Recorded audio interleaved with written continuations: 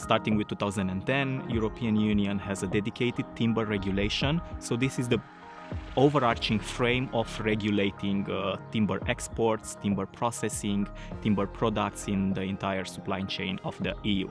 There is not an EU framework, binding in Ukraine, of course, it's not a member state.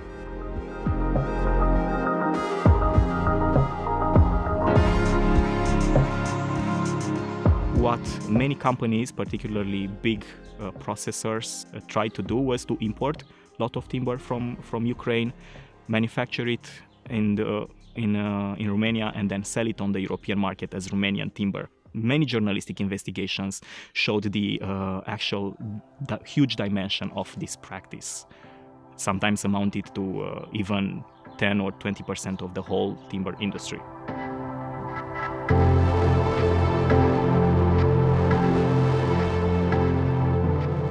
Italy, for example, would be allowed to have certain opt-outs or derogations from the Birds Directive that would apply to certain species in certain regions or localities at certain times of year.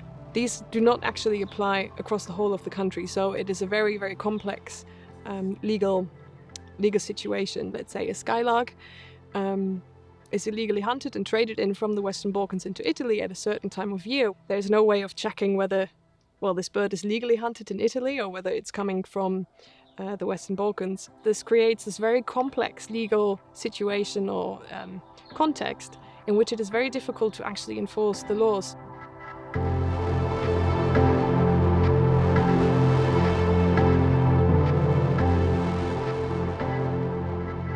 CITES is specifically a convention on international trade in these species.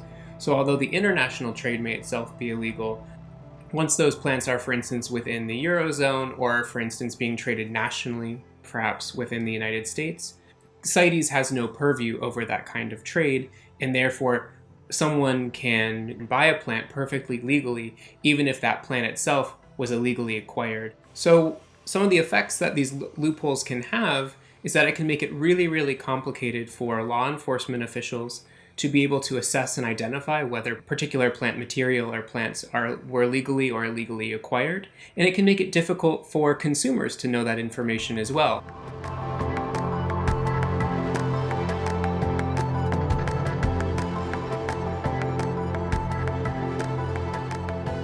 The Romanian law did not have a specific chapter for wood chips. Companies adapted their practices to chip the timber in the forest and just sell wood chips like disposable resource and not actually timber, and a huge industry developed, which was a grey industry. And it was not regulated as the timber industry, it was not taxed, and the customs were not registering these wood chips as being timber, but as being trash. One of the areas that can create a lot of legal loopholes related to the plant trade is the problem that can emerge of gray markets. One of the ways that this happens with plants is related to the actual biology of plants. Genetic plant material capable of producing new plant life could be in the cutting from a cactus or a succulent plant or just one leaf. So for instance, a plant might be in compliance with international trade regulations. However, in the process of moving that plant material from one country to another, other kinds of rules or regulations can make that trade also illegal. So there's a variety of possibilities for what actually, from a legal perspective, makes a particular trade in wildlife an illegal trade. A lot of the narratives surrounding this are on law enforcement, for example, as the main response that needs to be stepped up, but actually we might have to focus on whether the laws that need to be enforced are actually fit for purpose, or whether they create these kind of loopholes or grey areas that then enable this kind of illegal activity to actually take place. So there is a real focus in ongoing discussions within these communities of collectors about ways of maintaining legal and sustainable trades. One of the barriers for this for a lot of smaller and private collectors is that a lot of the regulations and rules around trade of endangered species is oftentimes quite technocratic and difficult for individuals to navigate.